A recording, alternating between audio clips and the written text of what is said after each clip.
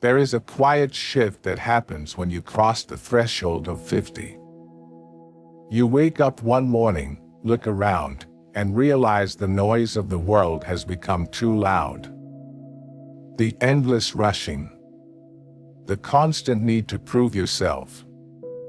The exhaustion of carrying burdens that were never yours to begin with. It all feels entirely different now. In your 20s and 30s, discipline meant pushing harder. It meant waking up earlier, working longer, and sacrificing your peace for the promise of success. Discipline was a weapon you used against yourself. A whip to force productivity. But now, that old version of discipline feels hollow. It just makes you tired. You are not lazy. You are simply exhausted by a lifetime of carrying weight. Your shoulders carry the memories of decades of responsibilities. Raising children, building careers, navigating heartbreak, and surviving storms.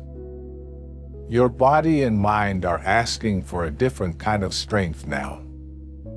A softer, yet unshakable strength. Welcome to the evening of life. A time when the frantic energy of the morning must give way to something deeper. This is where true Stoicism steps in. Not as a philosophy of enduring pain, but as a gentle guide to profound peace. After 50, discipline is no longer about forcing yourself to do more. It is about the quiet power of doing less. It is the discipline of letting go. The discipline of protecting your inner peace. The discipline of saying no to the things that drain your spirit. In this video, we will explore a new kind of self-discipline. A gentle routine that heals rather than harms. We will look at how the ancient Stoics found tranquility in their later years. Not by fighting the world, but by mastering their own inner landscape. If you are feeling lost, tired, or overwhelmed by the pace of everything around you, stay with me.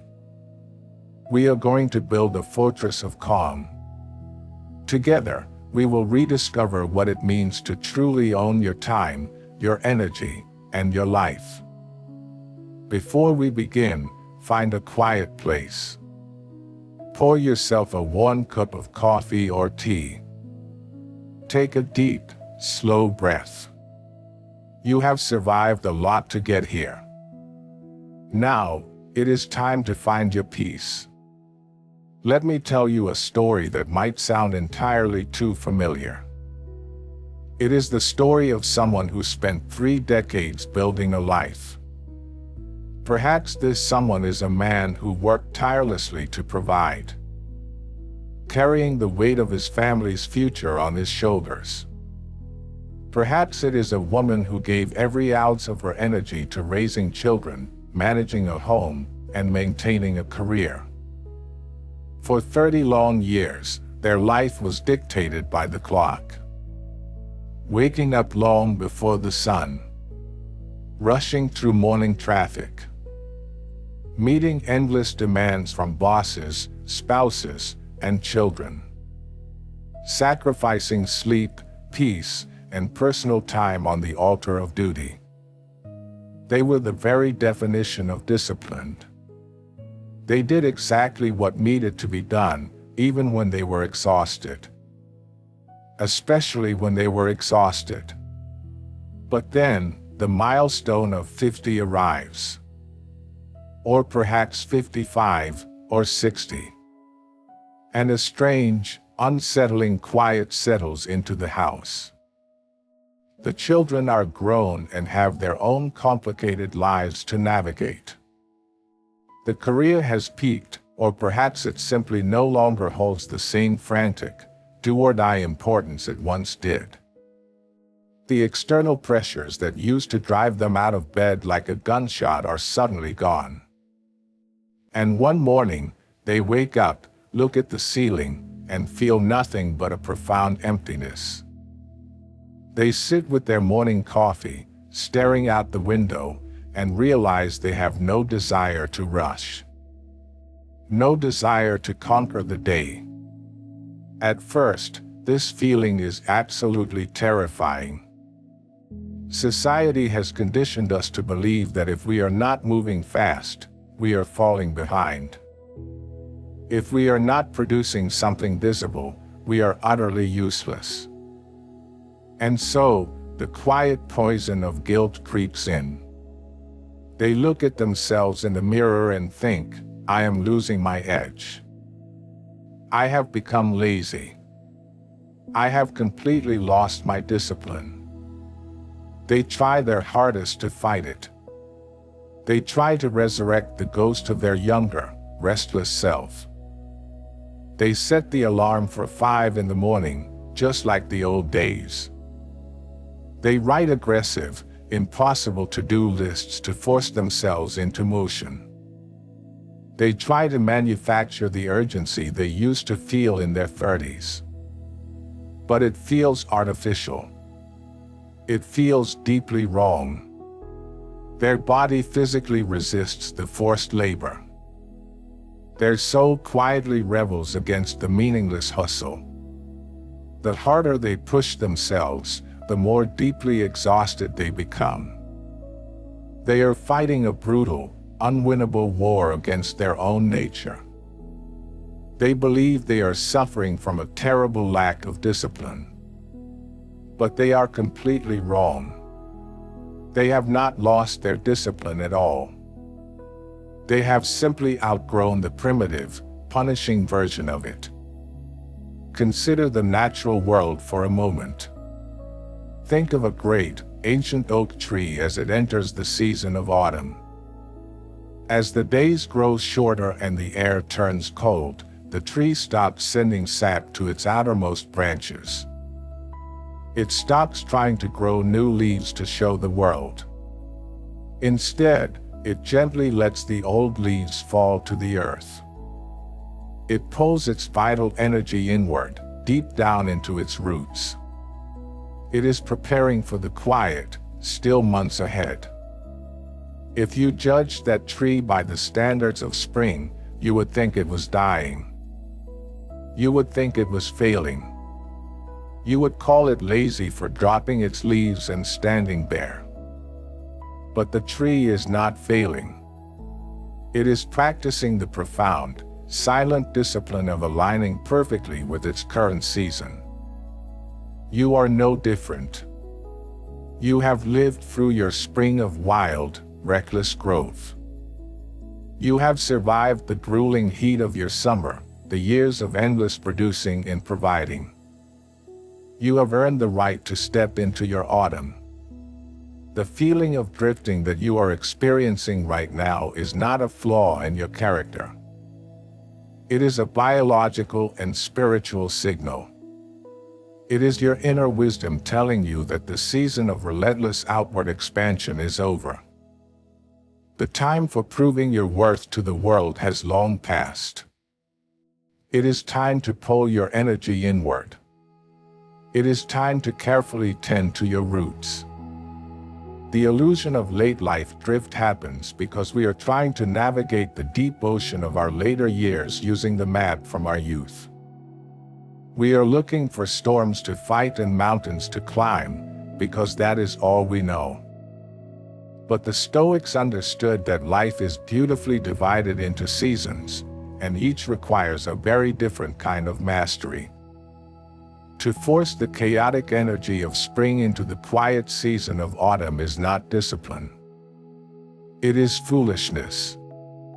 You are not drifting aimlessly. You are simply transitioning to a calmer, deeper current. And learning how to navigate this new current requires a complete redefinition of what discipline actually means. It is time to put down the whip. It is time to learn a better way. To understand how to move forward, we must first unlearn everything we thought we knew about discipline. For most of our lives, we have treated discipline as a form of self-punishment. We believed that if something was difficult, painful, or exhausting, it must be good for us. We measured our worth by our capacity to endure discomfort. If we were tired, we drank more coffee and worked harder. If we were stressed, we ignored the warning signs and pushed through the pain. We viewed our bodies and our minds as stubborn animals that needed to be whipped into submission. This approach might help you build a career or pay a mortgage in your 30s. But if you carry this violent version of discipline into your later years, it will slowly destroy you. It will break your spirit and shatter your peace. The ancient Stoics had a fundamentally different understanding of what it means to be disciplined. The philosopher Epictetus did not see discipline as a tool for punishment. He saw it as a tool for liberation. He taught that true discipline is simply the practice of distinguishing between what is in our control and what is not. It is the profound ability to direct our energy only toward the things that truly matter. After 50, discipline is no longer about forcing yourself to conquer the external world. It is about mastering your internal responses to that world. Think of it as shifting your role from a warrior on the battlefield to a gardener tending to a quiet sanctuary. A warrior uses discipline to attack, to defend, and to survive. A gardener uses discipline to nurture, to prune, and to protect. When a gardener prunes a rose bush, they are not punishing the plant. They are carefully cutting away the dead branches so the living parts can thrive. They are removing what is unnecessary so that what remains can grow stronger. This is what true Stoic discipline looks like in the autumn of your life. It is the gentle, daily practice of pruning your life. Society tells us that aging is a decline, a fading away of our strength. But Stoicism teaches us that aging is an ascent into wisdom. The energy you used to spend on moving fast can now be spent on seeing clearly. But seeing clearly requires a completely quiet mind. And a quiet mind does not happen by accident. It is the direct result of protective discipline. Think of your energy as a reservoir of fresh, clear water. In your youth, you let everyone drink from it. You let your boss, your acquaintances, and your anxieties drain that reservoir dry every single day. You thought you had an infinite supply. Now, you realize the water is limited, and it is deeply precious. Discipline is building a strong, unyielding fence around that reservoir. It is standing guard at the gate and deciding who and what is worthy of your water. Most of the things you used to worry about are not worthy. Most of the opinions of strangers are not worthy. Even the expectations of your extended family might not be worthy anymore. Guarding your reservoir takes a different kind of strength. It is not loud, and it does not boast. It is the quiet, invisible strength of a calm mind. It means having the discipline to walk away from pointless arguments.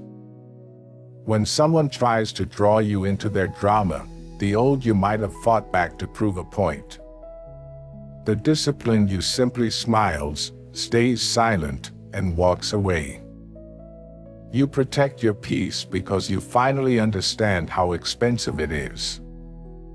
It means having the discipline to rest without feeling guilty. In a world that glorifies being busy, choosing to sit quietly with a book for an hour requires immense discipline. It requires the strength to ignore the nagging voice in your head that says you should be doing something productive. Resting is productive. Healing is productive. You are not building a prison of strict rules for yourself anymore. You are building a fortress of peace, a place where the noise of the world cannot reach you. When you redefine discipline in this way, it stops being exhausting. It becomes a deep source of comfort. It becomes a quiet, steady companion that guides you through the complexities of your later years. It reminds you that you do not have to carry the weight of the world anymore. You only have to carry yourself. And you are allowed to carry yourself gently. Let us move from philosophy into practice. How do you actually build this fortress of peace? How do you practice the discipline of letting go? It begins with understanding that letting go is not an act of weakness. It is the ultimate act of strength. It takes far more energy to hold on to something heavy than it does to simply drop it. In your 50s and beyond, the heaviest things you carry are rarely physical. They are emotional. They are the expectations you still hold for yourself. They are the hopes you placed on your children that they eventually decided not to fulfill. They are the grudges against people who misunderstood you decades ago. They are the profound, silent regrets about the paths you did not take. The first practice of Stoic discipline is to let go of the past. Seneca wrote that we suffer more in imagination than in reality. And most of our suffering after 50 comes from imagining a past that could have been entirely different. You might look back in the quiet hours of the morning and think, I should have saved more money.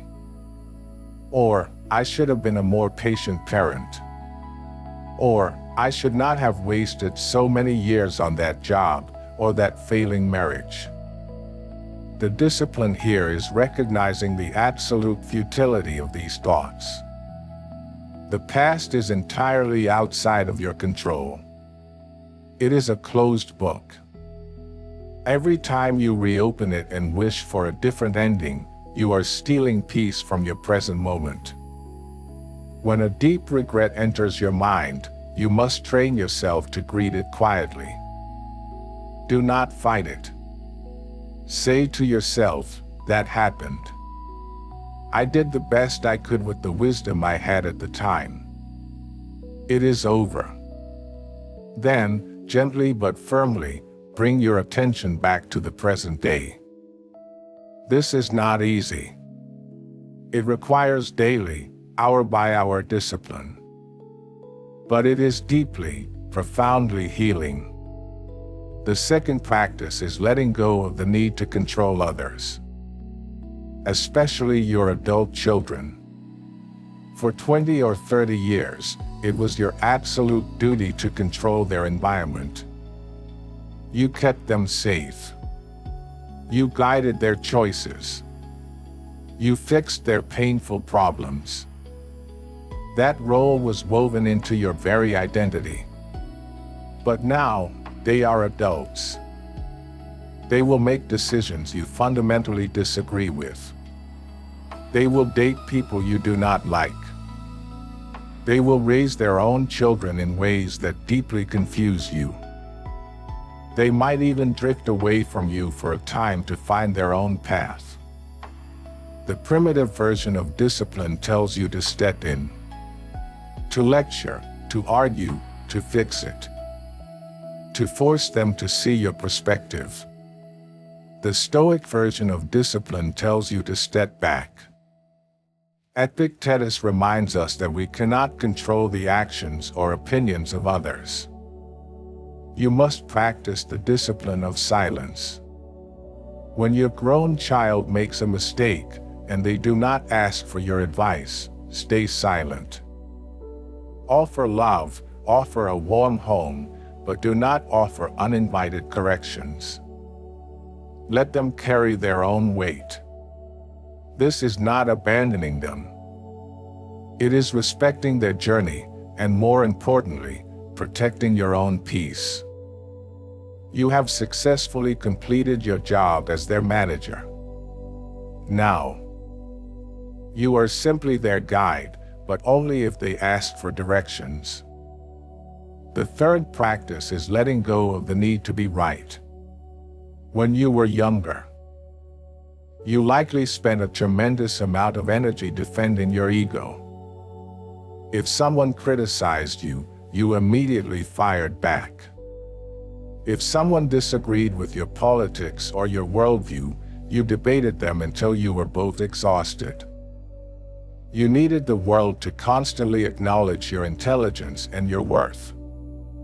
After 50, you must realize how utterly exhausting and pointless this game is. Marcus Aurelius said, "You always own the option of having no opinion." What a deeply liberating thought. You do not have to have an opinion on every tragic news story. You do not have to correct your neighbor when they say something foolish. You do not have to win the argument at the family dinner table. The next time someone says something you completely disagree with, try this simple practice. Take a deep breath. Feel the urgent need to correct them rising in your chest. Notice that urge. And then, just let it pass. Say, "That is an interesting perspective," and move on.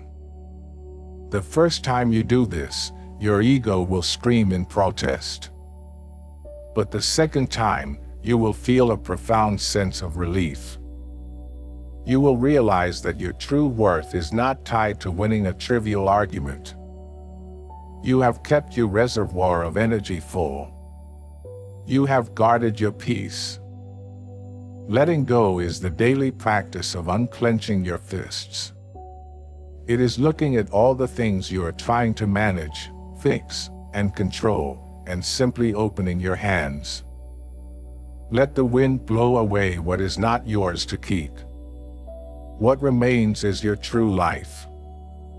Quiet, manageable, and entirely yours. Let us talk about your most valuable remaining asset. It is not your retirement account, your property, or your accumulated possessions. It is your energy. When you were in your 20s and 30s, your energy felt like a rushing river. No matter how much you spent on late nights, stressful jobs, or endless social obligations, the river always replenished itself by morning. You could afford to waste it. You could afford to give it away to people who did not truly value it. But after 50, the river changes. It does not dry up, but it transforms into a quiet, deep well.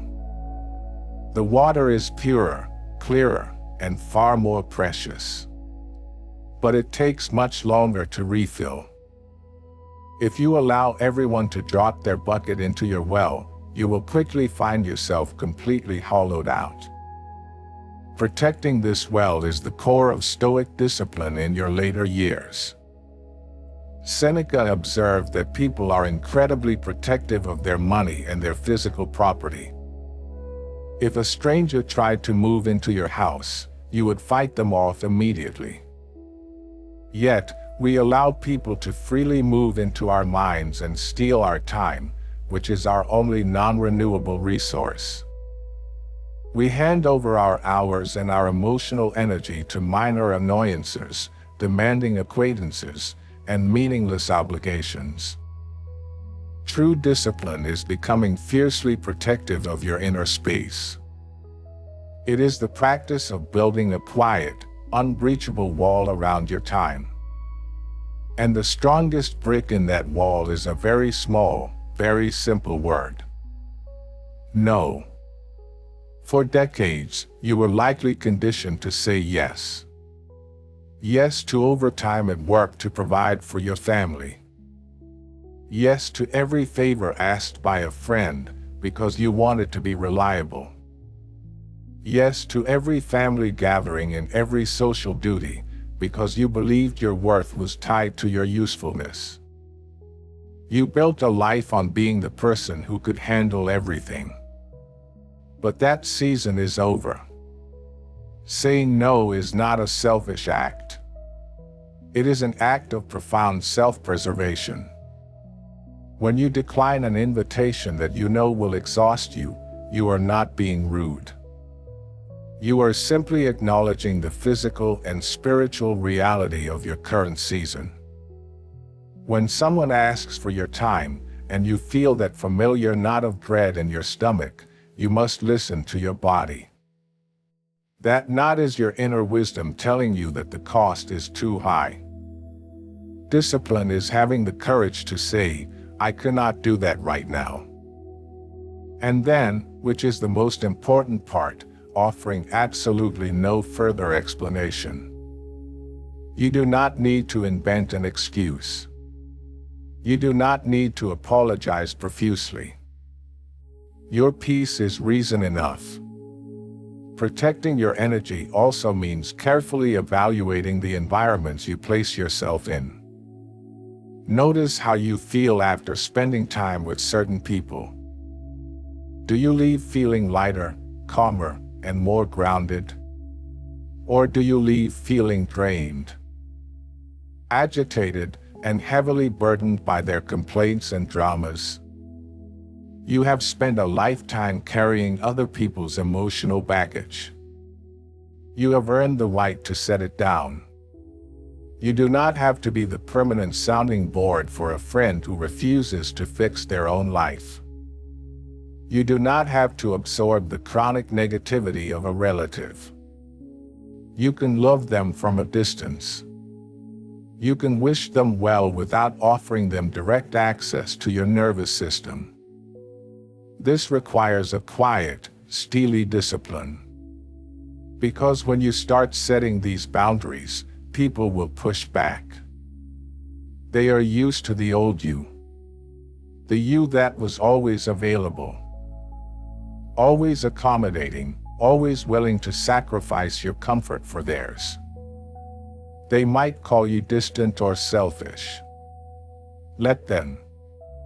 Marcus Aurelius reminds us that the tranquility of our minds depends entirely on the quality of our thoughts, not on the opinions of others. Their disappointment is theirs to manage. Your peace is yours to protect. Protecting your energy is not just about managing people. It is also about managing the information you consume. We live in a world that is perfectly designed to keep your nervous system in a state of constant panic. The daily news, the endless scroll of tragedies, the manufactured outrage. It is all designed to steal your attention and your peace. When you were younger, you might have felt a duty to stay relentlessly informed, to carry the weight of the world's problems. But Stoicism teaches us to draw a hard line between what we can change and what we cannot. You cannot fix the global economy. You cannot stop conflicts in distant lands. Watching these events unfold on a screen, hour after hour, does not make you a better person. It just makes you a deeply exhausted human being. The discipline here is turning off the screen. It is accepting that you are allowed to live a localized, quiet life. Your primary responsibility now is to bring peace to your own home, your own mind, and your immediate community. By saying no to the noise of the world, you create vast, open spaces in your life. Spaces for quiet reflection. Spaces for meaningful conversation with the few people who truly nourish your soul. Guard your well. Keep the water clear. And share it only with those who understand its true value. When you finally begin to let go of the relentless rushing, you will face a new, unexpected challenge. The sudden, echoing silence of empty time. For decades, your days were built around external demands. The alarm clock, the commute, the meetings, the children's schedules. You complained about these things, but secretly, They provided a sturdy scaffolding for your life. They told you exactly where you needed to be and what you needed to do. When that scaffolding is suddenly removed, the house can feel like it is collapsing. I once knew a man who spent 40 years as a highly successful executive. His days were scheduled down to the exact minute. When he finally retired, he thought he wanted nothing but absolute freedom. He imagined days of endless leisure, waking up whenever he pleased, with zero obligations. But within 3 short months, he was deeply depressed. His freedom had become a quiet prison. He would wake up at 9, wander around his silent house, and watch television for hours. He felt useless. He felt invisible. He tried to fix this by throwing himself into a dozen different hobbies at once. He joined clubs, he bought expensive equipment, he tried to fill every hour with activity. But it was just a frantic attempt to recreate the busy noise of his working years. He was using distraction as a replacement for true purpose. The ancient Stoics understood this danger perfectly. Seneca warned that without a clear direction, a person is simply tossed about by the unpredictable waves of life. Leisure without structure is not rest. It is a slow decay of the spirit. The solution is not to go back to the grueling, punishing schedules of your youth. The solution is to practice the discipline of the gentle routine. A rigid schedule is a heavy chain you lock around your own neck. A gentle routine is an anchor that keeps you safely moored in a chaotic harbor. It is a deliberate, quiet rhythm that gives your days shape and meaning without crushing your spirit.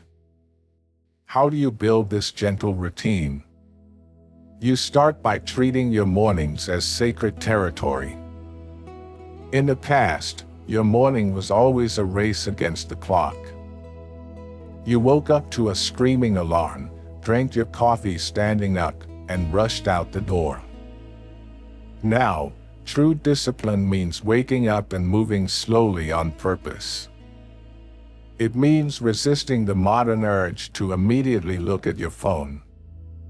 When you look at a screen first thing in the morning, you are instantly inviting the world's chaos into your bedroom.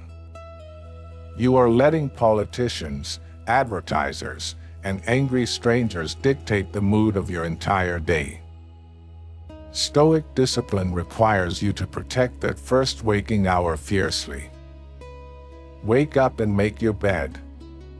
Not as a strict military exercise, but as a quiet act of ordering your immediate environment. Brew your coffee or tea slowly. Listen to the sound of the water. Feel the warmth of the ceramic mud in your hands. Sit in a comfortable chair and do absolutely nothing for 10 full minutes. Just watch the light change outside your window. This is not wasting time. This is gathering your strength. Marcus Aurelius began his mornings by writing in his private journal. He did not write for an audience. He wrote to clear and center his own mind. You can practice the exact same thing. Write down one thing you are grateful for and one small, manageable intention for the day. Today, I will speak softly. Today, I will take a walk and notice the trees. Today, I will not let old memories drag me down. These are not monumental tasks, but they are acts of supreme, quiet discipline. Next, build a healing rhythm into your afternoon. Your body is no longer a machine that can run endlessly without careful maintenance. It requires gentle, consistent care. A daily walk is perhaps the most stoic exercise in existence. It does not require special equipment or a costly membership fee. It simply requires the quiet discipline to step outside, breathe the fresh air, and move your limbs. As you walk, practice being completely present. Do not listen to angry podcasts or stressful news reports. Listen to the rhythm of your own footsteps. Feel the solid ground beneath you. Remind yourself that you are alive, you are here, and that is entirely enough. When the evening comes, build a routine of gentle closure. Turn off the bright screens. Read a physical book. Reflect on your day without harsh, cruel judgment. If you lost your temper, or if you wasted hours feeling anxious, do not punish yourself. Acknowledge it, forgive yourself, and calmly resolve to try again tomorrow. A gentle routine is the ultimate expression of self-respect. It is a promise you make to yourself every single day. A promise that you will not let the world rush you anymore. A promise that you will protect your peace. When you establish this quiet rhythm, the feeling of drifting will simply vanish. You will find that true purpose is not found in grand, public achievements. It is found in the calm, steady mastery of your own daily life. Have you ever noticed how terrified modern society is of silence? In our youth, we constantly needed background noise. The radio playing in the car. The television left on in an empty room. The endless, exhausting chatter at social events. We used noise as a shield. It was a convenient way to avoid being completely alone with our own minds. But as you cross into your 50s and beyond, the noise stops being a comfort. It becomes an irritant. It feels like a physical weight pressing against your temples. Yet, when the house is finally quiet, many people still experience a sudden sense of panic. They reflexively reach for the remote control. They pick up their smartphones to scroll through endless, meaningless videos. They are practicing the deeply ingrained habit of distraction. Stoicism invites us to practice the exact opposite. It calls us to master the discipline of stillness. The philosopher Seneca wrote extensively about the overwhelming noise of the city of Rome. He observed that people would travel to the countryside seeking peace, only to find they were still miserable. He understood that external silence is completely meaningless if your internal world is chaotic. The true philosopher, Seneca argued, must find a quiet retreat not in the mountains, but within their own mind. So, how do we cultivate this internal silence? It requires the discipline to stop running away from yourself. When you first sit in true silence, it will not feel peaceful. In fact, it will likely feel incredibly loud. All the anxieties you have been suppressing for years will rush to the surface.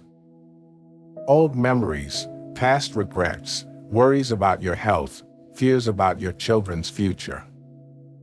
Your brain, starved of its usual external distractions, will manufacture its own frantic noise.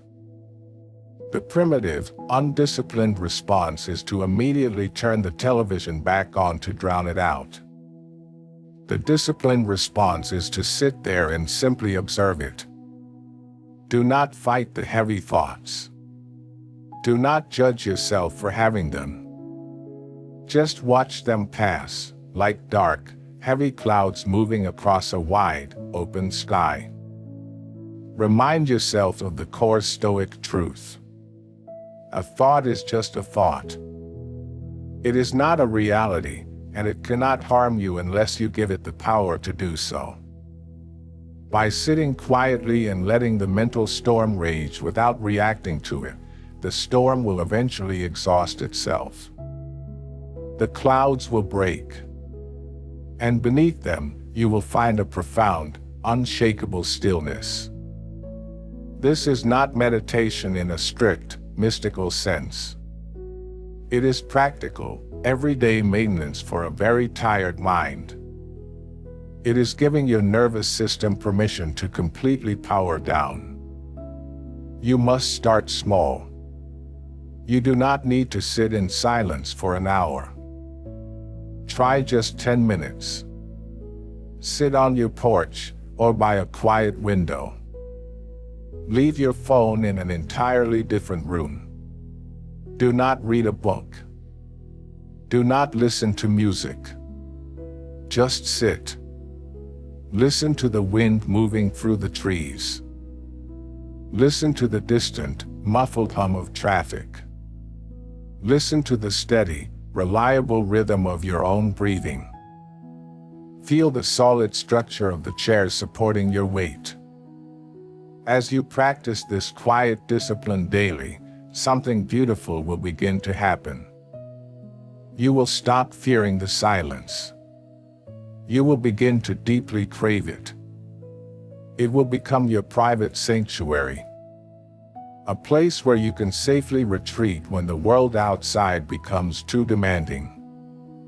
This practice also profoundly changes how you interact with other people. Let us talk about the discipline of conversational silence. When we were younger, we often spoke simply to prove we were in the room. We argued to show our intelligence. We gossiped to feel connected. We believed that our voice was our most important tool for survival. Epictetus gave us a brilliant, timeless piece of advice. He said, "We have 2 ears and 1 mouth so that we can listen twice as much as we speak." This is never more true, and never more necessary, than after 50. You have already spent decades talking. You have explained yourself, defended your choices, and stated your opinions thousands of times. You have absolutely nothing left to prove to anyone. The discipline of silence in conversation means pausing before you speak and asking yourself a simple question. Is this necessary? Does this improve the silence? Often, the answer is no. When a friend complains about something trivial, you do not need to jump in with uninvited advice. When someone makes a provocative comment, you do not need to take the bait and start a war. Let their words fall into the vast, calm ocean of your silence. This kind of restraint is not a weakness. It is the ultimate display of quiet power. It shows that you are completely secure in who you are. In the autumn of your life, silence is not an emptiness that needs to be filled. It is a rich, fertile space. It is the quiet soil in which your deepest wisdom will finally grow. Let us turn our attention to the physical vessel that carries you through this world. For a large part of your life, you probably treated your body like an unbreakable machine. You pushed it to its absolute limits. You fed it poorly when you were in a rush. You deprived it of sleep to meet deadlines. You ignored its aches and pains, forcing it to keep working, keep moving, keep providing. When you were younger, the body complied. It bounced back. But after 50, the bill for all those years of wear and tear finally comes due. Your joints ache in the morning. Your energy levels drop unexpectedly. You look in the mirror and see a face and a body that are changing in ways you cannot stop. For many people, this physical transition is deeply traumatic. They react with a sudden, panicked burst of discipline. They start extreme diets. They join intense fitness programs. They try to punish their bodies back into youth. But remember what we have learned. Punishing discipline is a tool of the past. It will only lead to injury, exhaustion, and deeper frustration. The Stoics had a very specific way of viewing the physical body. They understood that the body is not entirely in our control. It is subject to illness, to injury, and to the unstoppable process of aging. Marcus Aurelius, who was the most powerful man in the world, suffered from chronic health issues for most of his life. He did not hate his body for its weakness. He simply accepted it and managed it with a quiet, respectful discipline. After 50, the discipline of the body is no longer about vanity. It is no longer about looking a certain way or competing with others. It is about preservation, dignity, and partnership. You must stop treating your body like a stubborn servant and start treating it like a lifelong partner. A partner who is tired and who desperately needs your care. The first practice is the discipline of gentle movement. You do not need to run marathons or lift heavy weights to be disciplined. In fact, the discipline lies in letting go of the ego that tells you to push harder. True discipline is committing to 10 minutes of gentle stretching every single morning. It is taking a slow, deliberate walk in the evening, even when you feel slightly sluggish.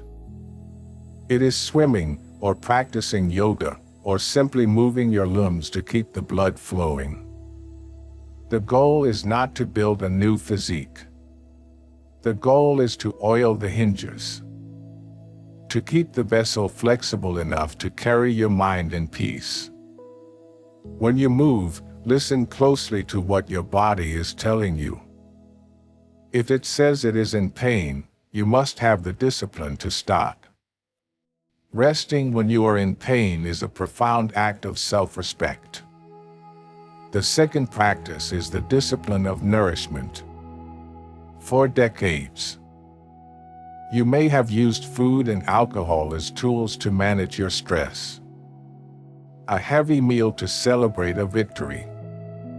A few drinks to numb the anxiety of a hard day. But the aging body processes these coping mechanisms very differently. What used to bring temporary relief now brings chronic inflammation and deep lethargy. Stoic discipline asks you to eat and drink with intention. You do not need to adopt a rigid, miserable diet. You simply need to pause before you consume. Ask yourself, is this food going to heal my body, or is it going to make it work harder?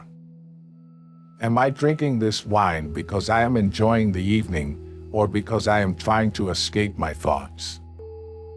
Feeding yourself well is the most basic, fundamental way you can show yourself mercy. It is a quiet rebellion against the chaos of the world. You are saying, I may not be able to control the world, but I can control how I nourish my own life. The final practice is the discipline of radical rest. Sleep is no longer a luxury. It is your most critical medication. The modern world tries to steal your sleep with endless entertainment and late-night worries. You must guard your sleep schedule with absolute ruthlessness. Go to bed at the same time. Keep your bedroom cool, dark, and completely free of screens. If you wake up in the middle of the night, do not panic and do not reach for your phone. Simply lie there in the dark.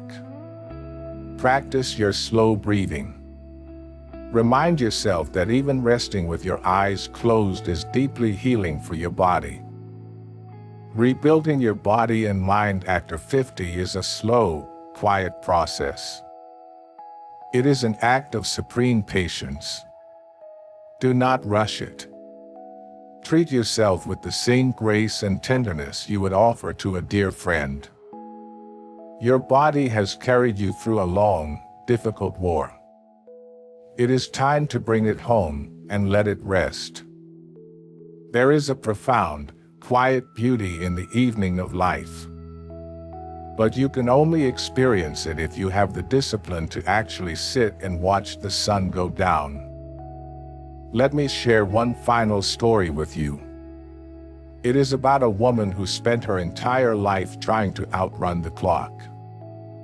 She was a mother, a dedicated manager, a caretaker, and a constant problem solver for everyone in her orbit.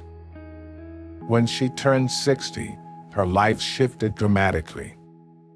Her career ended, and her children had all moved far away to start families of their own. Suddenly, she was left with a sprawling, empty house and an ocean of silent hours. For the first year, she fought that silence with everything she had. She volunteered for every local committee. She traveled constantly, hacking her itinerary so tightly that she barely had time to breathe. She was absolutely terrified of stopping, because stopping meant facing the emptiness and the quiet reality of her own aging. She was deeply exhausted, but she confused her exhaustion with having a purpose. One evening, during a chaotic and stressful trip abroad, she found herself sitting on a small balcony overlooking a quiet mountain village. She was reviewing a color-coded itinerary for the next day, her jaw clenched, her shoulders tense with anxiety. An older local woman, the owner of the small inn, walked out and brought her a warm cup of tea. The innkeeper looked at the frantic, scribbled itinerary, then looked at the woman's tired face. She smiled gently and said something very simple. "The mountains have been here for millions of years. They will still be here tomorrow. You do not have to conquer them all today." Something in those quiet words broke right through the woman's heavy armor. She looked up from her perfectly scheduled plans and looked out at the darkening mountains. For the first time in decades, she did not feel the urgent, painful need to move. She returned home the next week and made a radical, terrifying decision. She canceled her remaining trips. She stepped down from the committees that constantly drained her energy. She decided to finally face the silence of her empty house. The first few weeks were excruciating. Her mind raced. She felt deeply guilty for not being productive. She felt an aching sadness for the busy years that had passed by so quickly. But she applied the quiet discipline of endurance. She did not run away from the heavy feelings. She simply sat with them. Slowly, she started building a gentle routine. She woke up and tended to a small garden in her backyard, feeling the damp soil in her hands. She took long, slow walks without tracking her steps or checking her watch. She read thick, challenging books that she had ignored for 30 years. Slowly, imperceptibly, the frantic, nervous energy drained out of her body. She stopped checking the clock entirely. She began to notice the small, quiet miracles of daily life that she had always rushed past. The way the morning light hit the wooden kitchen table. The sound of the rain against the glass. The profound, simple comfort of a warm cup of coffee enjoyed in absolute silence. She realized that for her entire life, she had been treating each day as a stepping stone. A means to an end, a path to the next goal, the next achievement, the next solved problem. Now, she understood there was no next goal to rush toward. The day itself was the goal. Her discipline was no longer about forcing the world to bend to her will. Her discipline was about bending herself to the gentle, peaceful rhythm of the present moment. When her adult children came to visit months later, they noticed a dramatic change. She no longer offered uninvited advice. She no longer rushed around trying to manage their state perfectly. She just sat with them, listened deeply, and smiled. They told her she seemed lighter, calmer, and more present than she had in years. She had not found the fountain of youth. She had simply, finally, embraced the evening of her life. She had stopped fighting the autumn and allowed her old leaves to fall. This is the ultimate promise of Stoic discipline after 50. It is the beautiful realization that you do not have to fight the passing of time. You can welcome it. You can step into the later chapters of your life not with a sense of loss, but with a profound sense of arrival. We have traveled a long way together in this video. From the frantic, exhausting energy of your youth to the quiet, profound stillness of the evening.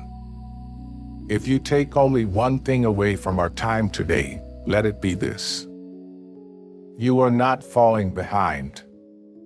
You are not losing your discipline. You are finally growing into your true, lasting strength. The discipline of the second half of life is not a weapon. It is a shield. A gentle, unyielding shield that protects your time, your energy, and your hard-earned peace. It is the discipline to say no without a single ounce of guilt. The discipline to let go of the past without returning to old regrets. The discipline to sit in absolute silence without fear. And the discipline to treat your aging body and mind with the deep respect they deserve. You have spent decades building things for other people. You built a family, you built a career, you built a life. Now, it is time to build your final fortress. A quiet place entirely inside your own mind, where the endless noise of the world cannot reach you. When the modern world tries to pull you back into its manufactured chaos. When people demand that you return to your old, exhausted, accommodating self. Just smile and firmly hold your ground. You have earned this season of rest. You have paid for it with years of sweat, worry, and sacrifice. Marcus Aurelius wrote that nowhere can a man find a quieter or more untroubled retreat than in his own soul. You do not need to travel to a distant mountain to find this peace. You do not need to completely tear down your life and start over. You simply need to stop running. Put down the heavy burdens that were never yours to carry in the first place. Embrace the beautiful, gentle routine. Listen closely to the silence and let it heal you. The evening of life is not a time of loss or fading away. It is a time of incredible, unparalleled freedom. The freedom to finally, truly be yourself, without apology and without explanation. Thank you for spending this quiet time with me today. If you found some comfort in these words, consider subscribing and staying with us. We will continue to explore the quiet strength of Stoicism together. Until next time, guard your peace carefully. And remember to breathe.